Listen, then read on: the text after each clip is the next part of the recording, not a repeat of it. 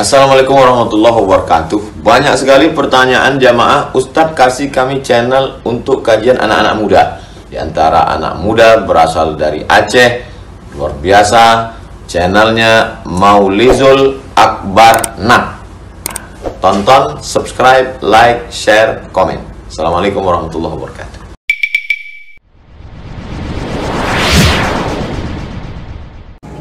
Assalamualaikum warahmatullahi wabarakatuh.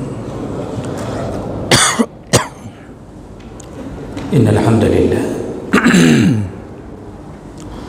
nasta'inuhu wa nastaghfiruh wa na'udzu bihi min shururi anfusina wa min sayyiati a'malina man yahdihillahu fala mudilla lahu wa man yudlil fala hadiya lahu. Asyhadu an la ilaha illallah wahdahu la syarika lahu wa asyhadu anna Muhammadan 'abduhu wa rasuluhul karim. Allahumma salli wa sallim ala nabiyyina al-Mustafa Muhammadin wa ala alihi wa ashabihi ajma'in. Amma ba'd.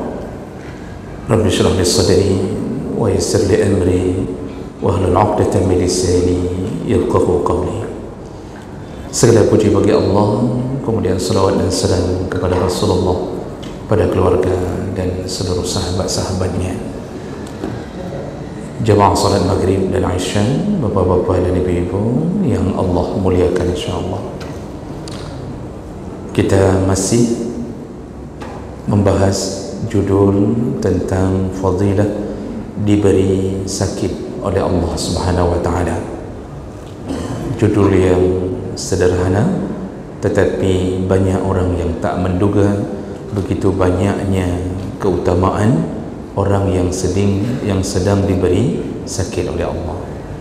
Jadi kalau kita tak mengupas masalah ini, maka kita terjerumus dalam suudzon kita kepada Allah, seakan-akan sakit itu adalah musibah, seakan-akan sakit itu adalah bentuk kebencian Allah.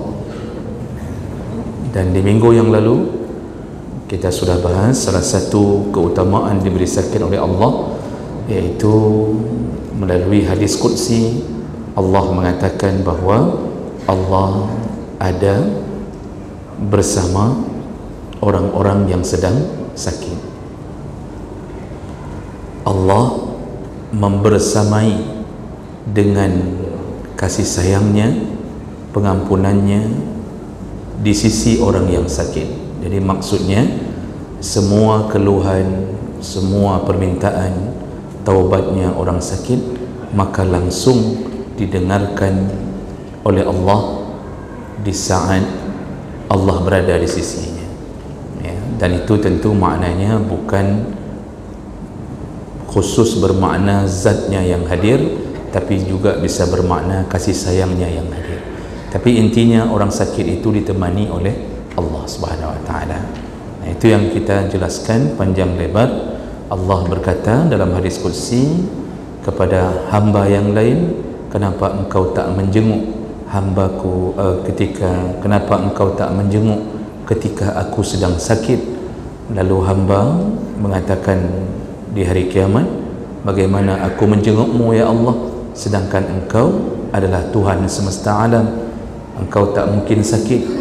Lalu Allah berkata, yang ku maksud ketika salah satu hambaku yang mukmin sedang sakit di dunia, kenapa engkau tak berkunjung, engkau tak menjenguknya, padahal dengan engkau menjenguknya ada aku berada di sisinya.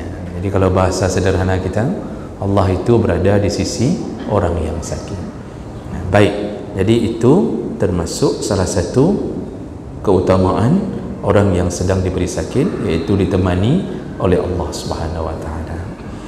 Nah, kita lanjut berikutnya, fadilah berikutnya yang ketujuh, yaitu orang-orang yang diberi sakit mendapatkan keutamaan berupa Allah tetap memberi pahala, ya, di saat dia tak mampu beribadah dengan sempurna, tapi Allah memberinya pahala sempurna seperti sebelum sakitnya.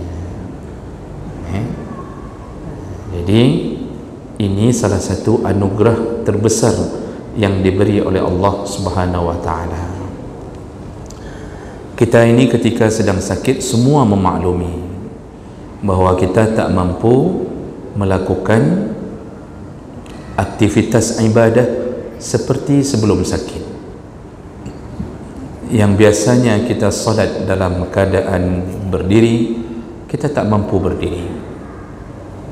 Yang biasanya kita bisa memfokuskan ibadah kita dalam keadaan apapun, tapi di saat sakit pikiran kita, hati kita, di tengah-tengah rasa sakit yang sedang kita terima, kita tak bisa memfokuskannya. Dan ibadah-ibadah lain selain daripada salat yang biasanya sebelum sakit kita melakukan puasa sunnah, ketika sakit kita tak mampu melakukannya. Jadi keadaan seperti ini Allah beri pertama keringanan dalam melakukan ibadah. Kalau dia orang yang sakit, maka Allah tetap tidak menghilangkan kewajiban salatnya, tapi Allah meringankan salatnya. Makanya Nabi yang menyebutkan langsung bahawa orang yang sakit hendaknya dia orang yang salat melakukannya dengan berdiri, maka berdiri itu menjadi rukun salat, wajib berdiri. Namun ada kalanya orang tak mampu berdiri karena sakitnya, maka faliyajlis, kata Rasulullah, maka duduklah. Duduk yang dimaksud yang lebih utama dalam fiqh itu adalah duduk dengan cara iftirash, duduk seperti tasyahud awal. Kalau tak mampu silahkan duduk seperti tasyahud akhir, tawarruk. Tak mampu juga silahkan duduk dengan cara murabba'. Murabba' itu bersila, Pak, seperti bapa duduk ini hari ini, dibolehkan. Kalau tak mampu juga, bagaimana yang mampu duduk?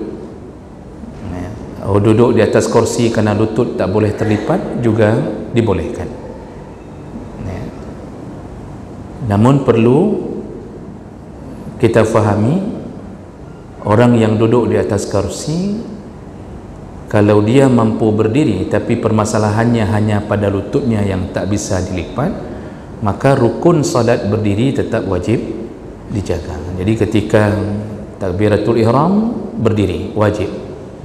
Ketika permasalahannya terjadi ketika dia tak bisa duduk sempurna, maka dia hanya duduk ketika melakukan sesuatu yang dia tak bisa lakukan dalam keadaan berdiri. Jadi dia tidak bisa rukuk dalam keadaan berdiri, maka di saat itu dibolehkan duduk kembali di atas kursi. Jadi tidak boleh orang yang duduk dia masalahnya tidak bisa lipat lutut, tapi berdiri bisa. Itu tidak boleh langsung salat dari awal sudah duduk, tak boleh. Ini perlu diingatkan kembali bagi bapa-bapa yang diberi uzur oleh Allah yang membawa kursi. Itu tetap wajib berdiri, letakkan kursi di belakang. Lalu kalau seandainya dia tak mampu untuk melakukannya sambil duduk, maka dibolehkan untuk melakukan iztija', iaitu salat dalam keadaan berbaring. Bentuk berbaringnya iztija', iaitu kerusuk kanan. Jadi bukan langsung terlentang, baring dulu kerusuk kanan. Itu sunnahnya begitu, dada menghadap ke kiblat. Tak mampu juga, maka baru pilihan berikutnya istilqa, yaitu berbaring dengan cara terlentang, baru kepala dilentangkan, diletakkan di atas bantal. Kalau posisi begitu, maka kaki dihadapkan ke kiblat. Kalau iztija', dada yang dihadapkan ke kiblat. Kalau sudah terlentang, kaki yang menghadap ke kiblat, kepala letakkan di atas bantal. Jadi salat dengan kemampuan yang ada. Tak mampu juga, maka salatlah dengan menggerak-gerakkan kepala. Tak mampu juga, salatlah dengan menggerakkan mata.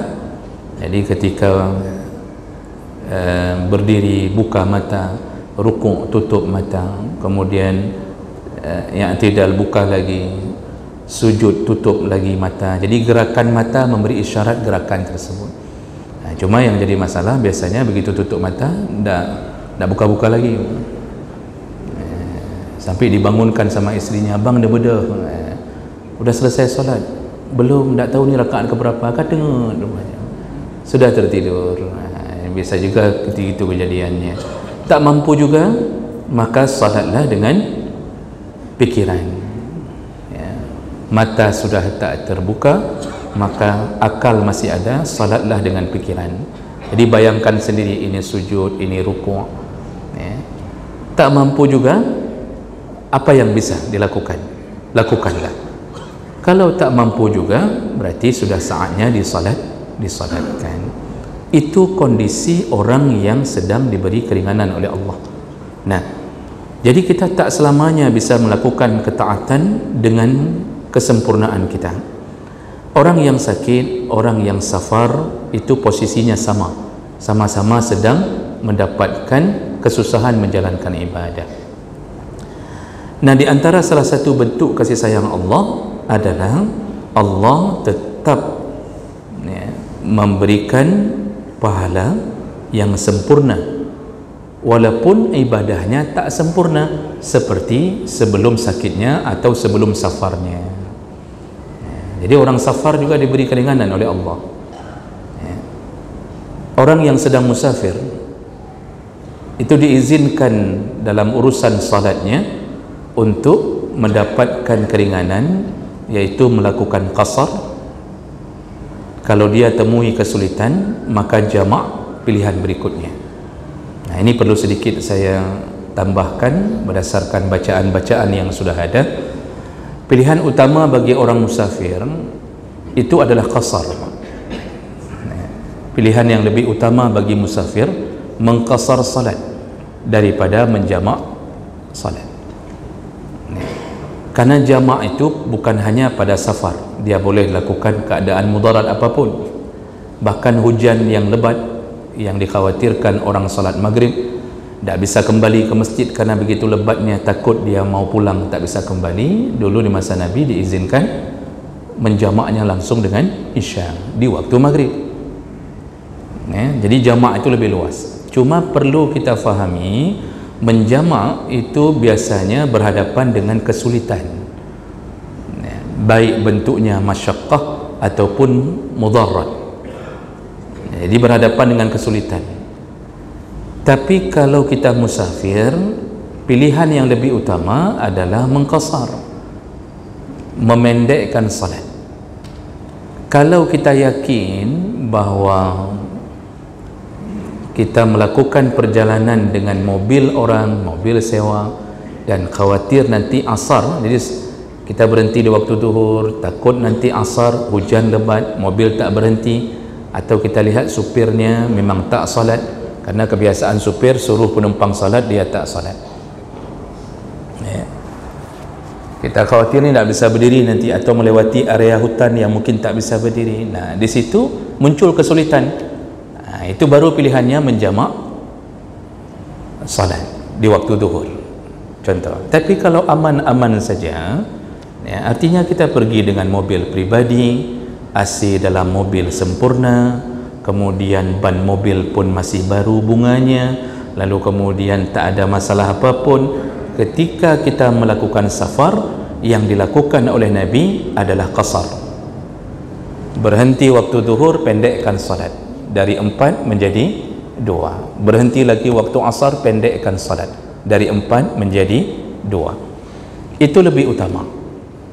Jadi kalau kita baca kitab fiqih, bahkan dalam mazhab Syafi'i, ketika ditanya mana lebih utama, salat 4 rakaat azimah itu seperti semula jadi, seperti wahyu pertama, zuhur 4 rakaat, asar 4 rakaat, itu disebut azimah. Pilih yang 4 atau mengambil keringanan. Jadi pilih 4 atau pendekkan. Karena ada orang mengatakan begini, kita kan sehat, mobil juga sehat, kita bisa duduk-duduk di masjid, kenapa harus pilih yang 4? Kenapa harus pilih yang 2 rakaat dipendekkan? Kan bisa 4. Nanti ada yang berasumsi begini, Itu yang ngambil-ngambil jadi 2 rakaat tu orang malas tu. Masa kita sehat badan kita ambil jadi 2 rakaat? Kenapa tidak salat sempurna saja? Nah, di sinilah perlunya berilmu. Agama tidak ditentukan oleh perasaan. Ya. Beribadah standarnya bukan perasaan kita. Kita itu perasaan itu, bahwa orang yang memendekkan salat itu malas, sehingga keluar kalimat pekan ya pupana semayang, pekan nak semayang per rakaat. Nanti ada yang bilang itu tadi dia duduk lama, dia duduk itu makan rujak di depan masjid tu kan, biasanya depan masjid ada orang jualan rujak, duduk tu lama itu. Nanti habis salat pun dia duduk lagi di bawah pohon kelapa itu. Ada yang duduk dalam mobil tak berangkat-berangkat. Nah, jadi orang mulai mengatakan ini malas itu orang-orang yang memendekkan salat itu. Nah, benarkah begitu? Agama bukan berdasarkan perasaan, agama berdasarkan ketentuan dari Allah dan Nabi SAW. Mana lebih utama? Tetap mengambil qasar dalam pandangan jumhur ulama termasuk Syafi'i lebih utama daripada menjalankan kesempurnaan jumlah rakaatnya. Kenapa? Hadis dari Umar bin Khattab, beliau telah bertanya kepada Nabi SAW tentang masalah ini. Rasulullah mengatakan itu sedekah dari Allah, yaitu dengan qasar itu, karena Allah mengatakan begini, fala junaha alaikum an taksuru minas salah in khiftum ay yaftinakumul ladzina kafaru. Tidak mengapa kalau engkau sudah melakukan perjalanan, wa iza darabtum fil ardi falaysa alaikum junahun an taksuru minas salah. Kalau engkau sudah berjalan di muka bumi, tak mengapa engkau mengqasar salatmu kalau engkau merasa takut. Dulu alasannya dikejar-kejar sama kafir, maka disuruh pendekkan salat. Lalu Umar bertanya kepada Nabi, sekarang sudah aman ya Rasulullah, sekarang sudah aman, apakah masih perlu kita pendekkan salat? Apa jawaban Nabi? Itu sadaqatun minallah. Itu yang keringanan itu adalah hadiah, pemberian Allah. Itu sedekah dari Allah untuk kalian, maka terimalah hadiahnya, terimalah sedekahnya. Maka dalam mazhab Syafi'i pun lebih utama memendekkan salat daripada salat sempurna, Bapak Ibu. Nah, jadi jangan lagi sampai menuduh orang yang mengqasar salat malas. Dia lebih faham kalau sudah musafir syaratnya, kalau dalam fikih syaratnya safarnya bukan safar maksiat. Jadi bukan rencana mengedarkan sabu, narkoba, bukan rencana menemui selingkuhan. Nah, jadi tidak ada unsur maksiatnya. Yang kedua, melebihi jarak yang membolehkan qasar salat, yaitu 4 burud 16 farsakh, yaitu sekitar 89 atau 90 km. Syarat berikutnya harus keluar dari gerbang tempat kampung kita berdiam. Ini semua menjadi penyebab boleh mengambil keringanan dari Allah Subhanahu Wa Taala. Jadi orang hari ini itu kadang-kadang begini, asal sudah turun di satu masjid dah jamaah je, padahal tidak ada kesulitan apa-apa. Jadi sudah enak. Lebih parah lagi, kadang-kadang dia begitu suka-sukanya menggabungkan antara jamaah dengan qasar. Jadi kan sekarang sudah perkaranya asal turun jamaah qasar, turun jamaah qasar, duhur 2 rakaat langsung tambah lagi asar 2 rakaat. Padahal kalau buka kitab fikih, itu yang dibahas 2. Pertama dibahas qasar, yang kedua dibahas jama'. Menggabungkan qasar dan jama' itu kesulitannya sudah tingkat tinggi. Naik mobil orang tidak bisa diturunkan, ya. Kita sudah teriak-teriak mau membunuh supir itu tapi tidak sampai tangan, nak turun-turun, Pak. Ya. Kemudian nanti supir pas turun di waktu duhur, dia lalu mengatakan waktu setengah jam makan minum salat, kata dia. Ya, setengah jam makan minum salat, kata supir bus. Kalau kita salat tidak sempat makan minum, kalau kita makan minum tidak sempat salat. Setengah jam itu golom golom tohi. Kondisi kita terjepit, takut tinggal bus. Nah, di saat itu kesulitannya bertambah tinggi. Maka kalau cukup syarat-syarat antara jama' dan qasar, maka dibolehkan menggabungkannya. Tetapi itu tak diajarkan dengan spesifik di dalam fikih. Silakan buka kitab-kitab fikih, Pak. Itu tidak diajarkan dengan spesifik bahwa begini menggabungkannya, boleh begini. Yang diajarkan dua pilihannya, qasar atau jama'. Jadi intinya Allah beri keringanan, sama dengan orang sakit. Dan salat kita yang ringan-ringan itu, masa sakit, masa safar, itu tetap diberi pahala sempurna, walaupun cuma 2 rakaat. Walaupun sakit kita menyebabkan salat kita tak bisa sesempurna di waktu sehat. Jadi ini permasalahan yang paling banyak terjadi. Kenapa orang musafir diberi keringanan hampir sama keadaannya seperti orang sakit? Karena sama-sama mendapatkan kesusahan. Orang sakit dapat kesusahan, musafir pun dapat kesusahan. Rasulullah SAW menyebutkan orang yang telah menjadi musafir maka dia mendapatkan kesusahan qita'atun minal azab, yaitu potongan dari azab. Apa potongan azab? Musafir itu, kata Rasulullah, tidak bisa dia tidur seperti dia tidur di rumahnya, tidak bisa dia buang hajat seperti dia buang hajat di rumahnya. Kalau buang hajat di rumah, Pak, Masya Allah, nikmat, Pak. Ya, kamar mandi kita yang kuasai, tidak ada yang ketuk-ketuk dari luar. Kalau kita sedang musafir, baru masuk sudah diketuk, belum pun pukulan pertama, ya, sudah diketuk. Akhirnya hai tibik, gara-gara diketuk tu terusan, akhirnya yang sudah keluar pun masuk kembali, rasa tak nyaman. Itu belum lagi kamar mandi, Masya Allah, kotornya kamar mandi umum, ya, kotornya luar biasa, ya. Belum lagi waktu masuk kamar mandi tidak ada tempat untuk menyangkut pakaian satu pun, grendel pintu tak ada, terpaksa bawa sendiri paku dari rumah untuk masukkan ke dalam pintu itu, Pak.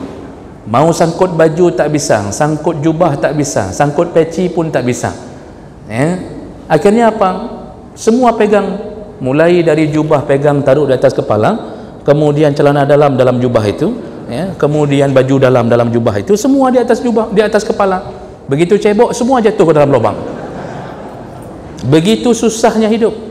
Ada yang tak bisa tutup pintu, akhirnya terpaksa panggil anak-anak, jaga anak ya di depan pintu, bapak ini, ya, jangan sampai terbuka, kalau terbuka hancur kiamat bapak hidup ni. Itu anak jaga depan pintu, Pak. Ya. Susahnya hidup jadi musafir, tidur tak nyenyak, makan tak enak, ya. Susah berdiri, mau buang hajat susah. Itu qita'atun minal azab. Di masa kita sudah lumayan, di masa Rasulullah lebih dahsyat. Berjalan di atas padang pasir, melewati dari bukit ke bukit. Makanya azab-azab inilah yang menyebabkan diberi keringanan. Allah Subhanahu wa taala begitu sayang kepada seorang mukmin sampai keadaan dia sakit pun tak membuat Allah mengurangi pahalanya. Walaupun Allah tahu ni tak beres salatnya ni, ini tak bisa sempurna salat, kadang-kadang waktu kita salat dalam keadaan sakit hilang lagi. Tadi salatnya dengan pikiran, ya.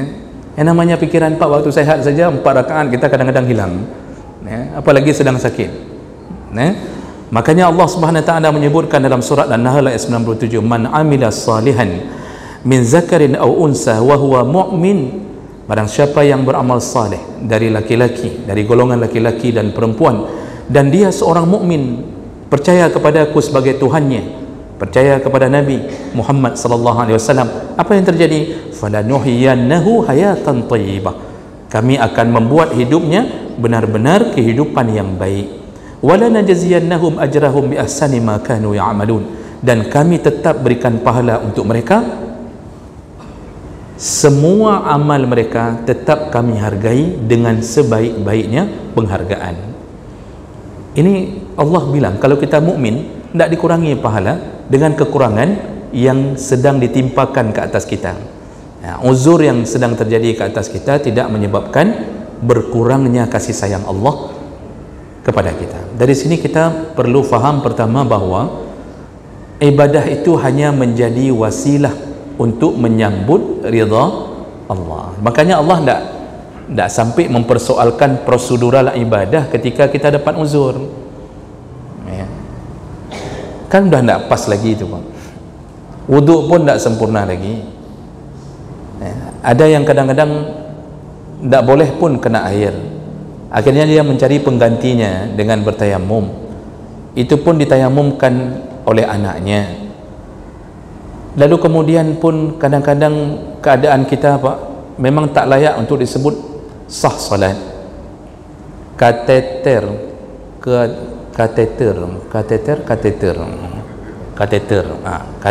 tu itu bersangkut, otomatis kita sedang membawa najis, tidak akan sah salat dalam pandangan fikih.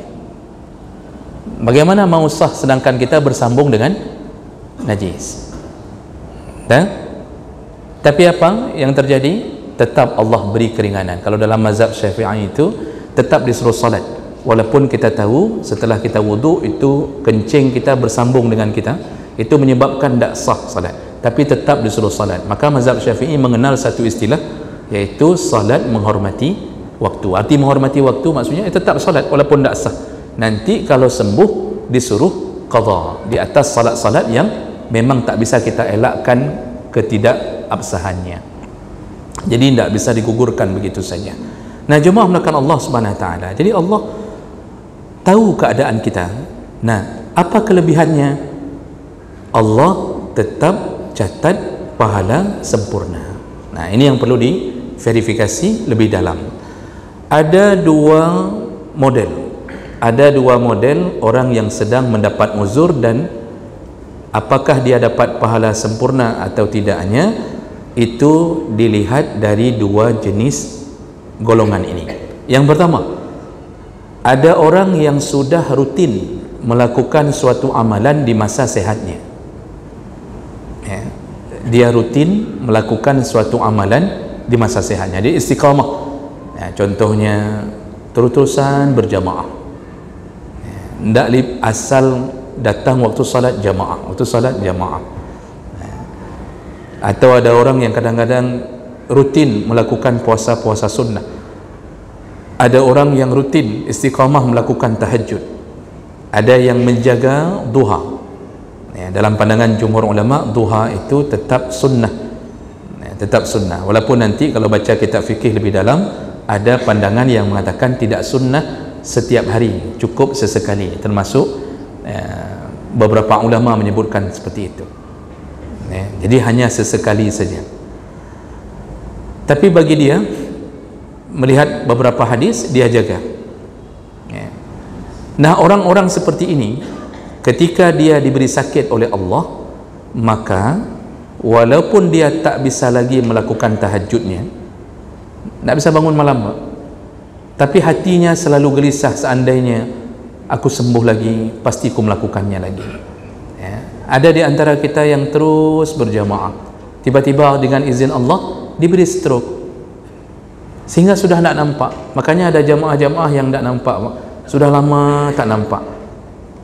Itu kita disunnahkan bertanya, kemana fulan? Sunnah bertanya saudara kita kemana. Nanti dikasih tahu, Pak, beliau stroke, tak bisa bangun sudah 3 tahun. Nah, kalau sudah begitu, maka kita selain bertanya, ya kunjungilah, Pak. Kunjungi.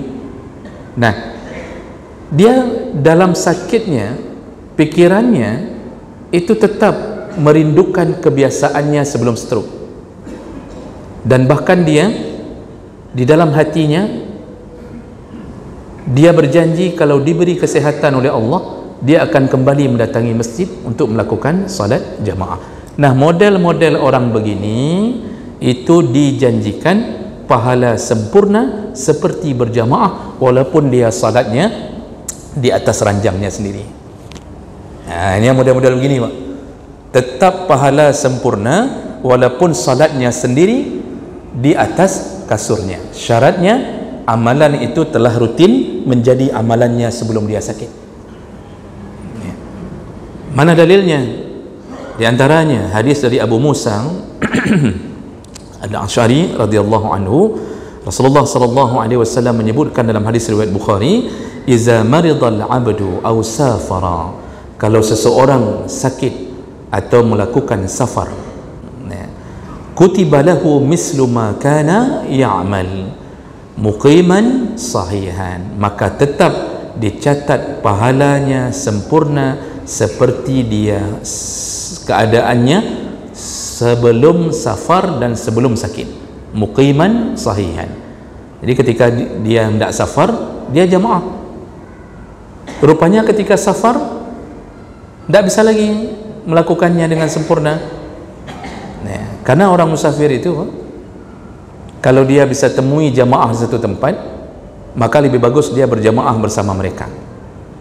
Nah, kalau dia temui jamaah satu tempat, nah, lalu dia tinggalkan qasarnya kalau dia menemui jamaah. Nah, cerita kita tadi memilih 2 rakaat lebih bagus daripada 4 rakaat kalau tidak menemui jamaah. Tapi kalau berjamaah sesama musafir, tetap qasar lebih utama. Jadi sesama musafir jamaah tetap qasar lebih utama. Imamnya qasar, makmumnya qasar, sesama musafir. Nah, bolehkah si mukim mengikuti salatnya musafir? Jadi ini kita sedang berdiri untuk melakukan salat duhur qasar. Jamaah di belakang, satu mobil semuanya makmum salat duhur qasar. Lalu tiba-tiba datang si mukim. Bolehkah dia mengikutinya? Boleh dalam pandangan ulama. Namun ketika imam menyadari ada orang mukim yang mengikutinya, jadi setelah assalamualaikum, lalu imam menyadari ada orang mukim yang mengikutinya. Mungkin orang mukim tadi Pak, yang penduduk setempat itu, dia tidak tahu ni rombongan musafir. Dia fikir salat zuhur 4 rakaat. Tiba-tiba kok takbiratul ihram bersama, tiba-tiba kok sudah salam 2 rakaat. Nah, di situ menimbulkan kebingungan. Kalau si mukimnya tidak sehat akalnya, mungkin dia akan tanya waktu 2 rakaat, dia akan tanya, kok awak ran kok kala? Macam begitu kan. Padahal dia belum selesai tu. Ni kok dah selesai ni. Tapi kan membatalkan solat bertanya begitu. Otomatis dia kebingungan ni. Maka disebutkan bahawa si imam disunnahkan segera berseru memberitahu bahawa kami musafir, maka sambunglah solat kalian. Jadi itu contohnya. Jadi orang-orang yang safar ni, walaupun salatnya tak sempurna, tapi sebelum safar dia berjamaah selalu sempurna. Jadi maksud tidak sempurna, tidak seperti waktu dia sebelum safar. Pahalanya selama safar tetap, walaupun tidak berjamaah, dihitung seperti berjamaah. Kita kadang-kadang kan musafirnya sendiri Pak, tetap dihitung berjamaah kalau kita memang tak bisa melakukannya seperti sebelum safar. Begitu juga orang sakit, kata Rasulullah. Di sinilah Rasulullah menasihati, gunakanlah waktu yang 5, gunakanlah yang 5 sebelum datang yang 5. Salah satunya apa? Manfaatkanlah waktu sehatmu sebelum datang sakitmu. Ibnu Umar juga menasihati bahawa jangan tunda beramal. Kalau sudah datang waktu subuh, jangan tunda amal ke waktu sore. Kalau sudah datang waktu sore, jangan tunda amal ke waktu subuh. Manfaatkanlah waktu sehatmu sebelum datang sakitmu, manfaatkanlah waktu masa hidupmu sebelum datang kematianmu, kata Ibnu Umar. Ini semua nasihat-nasihat dari Rasulullah dan dari sahabat untuk mengatakan apa? Kalau orang sudah melakukan seperti itu, Allah hargai perjuangannya di masa sehat. Inilah hebatnya orang yang istiqamah, sakit pun 27 derajat. Salat di rumah sakit, salat tidak sempurna lagi ketika sakit, tapi tetap dihitung jamaah, Ada kalanya kita ahli Quran, bukan ahli Quran, artinya suka baca Quran, pas sakit karena mulut sudah mereng Pak, mulut sudah mereng, stroke ringan, tak bisa lagi kita lafazkan Quran itu dengan baik, pegang Quran pun tak bisa, mata kabur, tak bisa melihat. Tapi sebelum itu kita betul-betul suka membaca Quran tiap hari. Sakitnya tidak menghalangi pahalanya sempurna seperti sebelum sakitnya. Walaupun dia cuma sempat membaca 1-2 ayat, tapi Allah catat kalau dia istiqamah sebelumnya 1 juz sehari, setengah juz sehari, 3 lembar sehari, Allah tetap beri pahala seperti sehatnya. Karena itu, ini yang sedang sehat-sehat, istiqamahlah untuk berjamaah. Ada waktunya kita tidak bisa lagi melakukannya Pak. Kadang-kadang kita kan sudah mulai khawatir nih, kaki sering kesemutan, Asam urat datang tiba-tiba, di kepala tiba-tiba terasa cekang pun bahasa Indonesianya, tegang Pak. Ya, ini sering tegang itu menunjukkan kolesterol sudah tinggi. Kalau sudah bergabung diabetes, asam urat, kemudian darah tinggi, tunggu kita tiba-tiba jatuh, tak sadarkan diri, begitu bangun sudah tidak bisa menggerakkan.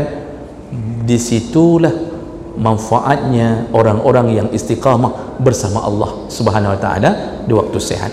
Makanya Ibnu Hajar pun menjelaskan hadis tadi dengan mengatakan, saya bacakan terjemahnya saja, hadis ini berlaku untuk orang yang ingin melakukan ketaatan lalu terhalang dengan keuzuran yang diberi oleh Allah, padahal dia sudah punya niat kalau dia sembuh kembali maka dia tetap akan melanjutkan amalan rutin tadi. Sempurna. Berbahagialah mereka yang stroke tapi sudah duluan bersama Allah sebelumnya. Jadi ini kondisi golongan pertama yang Allah beri pahala sempurna. Ini pelajaran besar bagi kita Bapak Ibu untuk menjaga ketaatan di masa sehat. Nah, sekarang kondisi kedua, ada orang yang tidak istiqamah di masa sehatnya. Kadang-kadang jamaah maghrib isya ada, subuh sudah tidak ada. Ada yang ada subuh tak ada zuhur, ada datang zuhur tak ada asar. Jadi dia tak istiqamah. Bahasa Inggrisnya ilab lahab. Itu bahasa Thailand, ilab lahab. Jadi jemaah melakukan Allah Subhanahu wa taala, namun ada keinginan waktu dia sakit untuk ingin melakukan perbuatan baik itu, tapi itu bukan amalan yang dia jaga sebelum sakitnya. Nah, golongan yang kedua ini adalah orang-orang yang tidak melakukan satu amalan dengan rutin. Maka ketika dia sakit, dia mendapatkan kelebihan yang diberi oleh Allah, yaitu dengan diberi pahala niat. Jadi sebelumnya tidak istiqamah kali untuk jaga jamaah, tapi begitu sakit dia berniat, ini kalau sembuh nanti insyaAllah saya akan jamaah. Tapi sebelumnya dia tidak waktu sehat. Nah, orang yang begini kata para ulama itu dapat pahala niat, tidak dapat pahala sempurna seperti orang-orang yang istiqamah. Dan ini disebutkan dalam beberapa dalil, di antaranya an Jabir radhiyallahu anhu qala kunna ma'an nabi sallallahu alaihi wasallam fi ghazatin. Kami pernah bersama Nabi dalam satu perang, iaitu dimaksud perang Tabuk. Faqala, dan Rasulullah berkata kepada Jabir, inna bil madinati la rijalan. Wahai Jabir, ada orang-orang kita, sahabat kita yang tinggal di Madinah, masirtum masiran wala qata'tum wadiyan illa kanu ma'akum habasahumul marad. Jadi kata Rasulullah, ada beberapa orang yang tinggal di Madinah yang tidak ikut perang, juga tidak ikut mengarungi lembah-lembah. Ini kan perjalanan itu naik bukit, turun ke lembah. Mereka tidak ikut, mereka tetap di Madinah tinggalnya. Lalu di antara mereka ada uzur, jadi tidak ikut perang karena uzur, tetapi karena itu bukan pekerjaan rutin mereka, maka mereka tetap dapat pahala. Jadi Nabi mengatakan apa? Illa kanu ma'akum, mereka tidak datang tapi mereka tetap dapat pahala, seperti seakan-akan bersama kalian. Nah, pahala apa ini? Ini hadis riwayat Muslim. Pahala niat mereka ingin berperang, rupanya terhalang dengan keadaan, tapi bukan menjadi amalan rutin, karena amalan itu tidak rutin. Amalan perang itu kan tidak rutin. Nabi ingin mengatakan yang tidak bisa ikut perang karena sakit, karena Nabi memaafkan beberapa keadaan sakit, menjaga orang tuanya, tidak ada anak lain, itu dilarang oleh Nabi untuk ikut perang, suruh pelihara orang tua. Yang istrinya sakit, tidak ada yang jaga, itu diberi keringanan oleh Nabi, tidak ikut perang. Utsman bin Affan juga kan tidak ikut perang Badar, sehingga menjadi fitnah baginya bahwa dia termasuk orang yang tidak ikut perang Badar, dianggap aib. Lalu kemudian Huzaifah menjelaskan kepada orang yang memfitnah Utsman dengan mengatakan, apa itu Utsman, dia tidak ikut perang Badar, karena dulu jihad itu dianggap salah satu bukti kedekatan dengan Allah dan Nabi. Begitu imannya para sahabat. Lalu mereka mengatakan, Utsman, apa kita ikut Utsman? Dia ikut perang Badar pun tidak ada. Dijelaskan oleh sahabat yang lain, dia itu tak ikut perang karena istrinya sedang sakit keras dan sudah diizinkan oleh Nabi untuk tidak ikut supaya ada yang menjaga dan merawat istri, kata sahabat yang lain. Jadi hal-hal yang begitu, Bang, ketika tidak ikut perang maka dia dianggap seperti ikut tapi dapat pahala berniat, bukan dapat pahala sempurna seperti orang yang ikut. Nah, ini bedanya. Makanya kita yang hari ini mungkin kurang-kurang istiqamah dalam menjalankan ibadah, waktu sakit keluar niat kita, Pak. Ini insyaAllah nih kalau sembuh nih, pokoknya ayah akan kembali datang ke masjid. Memang dulu sebelumnya ayah begini-begini, ayah sekali-sekali datang, sekali-sekali tidak. Itu keinginan-keinginan itu menyebabkan sedang sakit dia dapat banyak keringanan salatnya, tetapi dia tak dianggap seperti berjamaah, tapi dapat pahala niat. Tidak sama dengan orang yang tadi istiqamah sempurna. Kalau istiqamah sebelum sakit sempurna, yang ini dapat pahala niatnya yang baik.